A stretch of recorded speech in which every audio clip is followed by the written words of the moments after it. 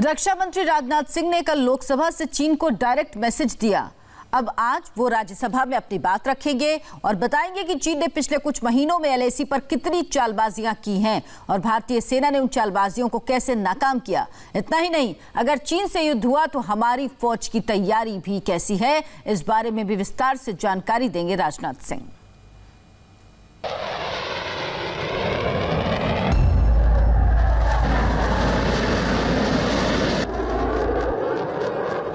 देश के रक्षा मंत्री राजनाथ सिंह ने एलएसी से जुड़ी एक एक बात, चीन की एक एक हरकत के बारे में बताया। आर्म्ड फोर्सेस इसका पूरी तरह से पालन करती है। राजनाथ सिंह ने कहा कि एलएसी पर जो टेंशन है उसकी वजह कोई और नहीं बल्कि चीन की बदनीयती और बेतुका एग्रेशन है और इससे पूरी दुनिया वाकिफ है। लेकिन न भारत सरकार और न ही भारतीय फौज पर इसका कोई असर है क्योंकि हमारी तैयारी पूरी है।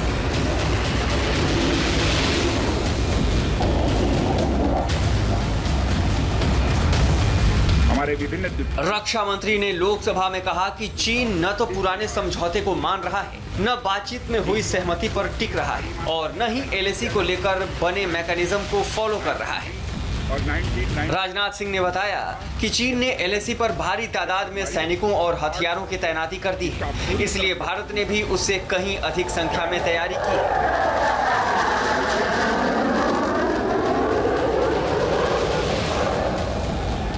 राजनाथ सिंह ने लोकसभा से चीन को क्लियर मैसेज दिया कि हिंदुस्तान अमन चाहता है, लेकिन ये तभी मुमकिन है जब तक चीन हद में रहेगा।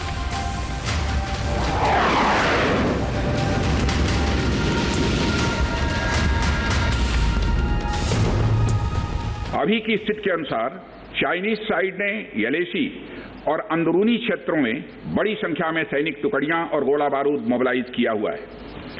पूर्वी लद्दाख और गोगरा और कोंकला और पेंगोंग लेक का नॉर्थ और साउथ बैंक पर कई फ्रिक्शन एरियाज हैं। चीन की कार्रवाई के जवाब में हमारी आर्म्ड फोर्सेज ने भी इन क्षेत्रों में उपयुक्त काउंटर डिप्लॉयमेंट्स किए हैं अध्यक्ष महोदय, ताकि भारत के सिक्योरिटी इंटरेस्ट को पूरी तरह से सुरक्षित रखा जा सके। बीते समय में भी चीन के साथ हमारे बॉर्डर एरियाज में लंबे स्टैंड ऑफ्स की स्थिति यह कई बार बनी है, जिसका शांतिपूर्ण तरीके से समाधान भी किया गया था। हालांकि इस वर्ष की स्थिति, चाहे वो ट्रूप्स की स्केल ऑफ इन्वॉल्वमेंट हो या फ्रिक्शन पॉइंट्स की संख्या हो, वह पहले से बहुत अलग है। फिर भी हम मौजूदा स्थिति के शांतिपूर्ण समाधान के लिए पूरी तरह से कमिटेड हैं। इसके और अभी एक ब्रेक के लिए रुकेंगे।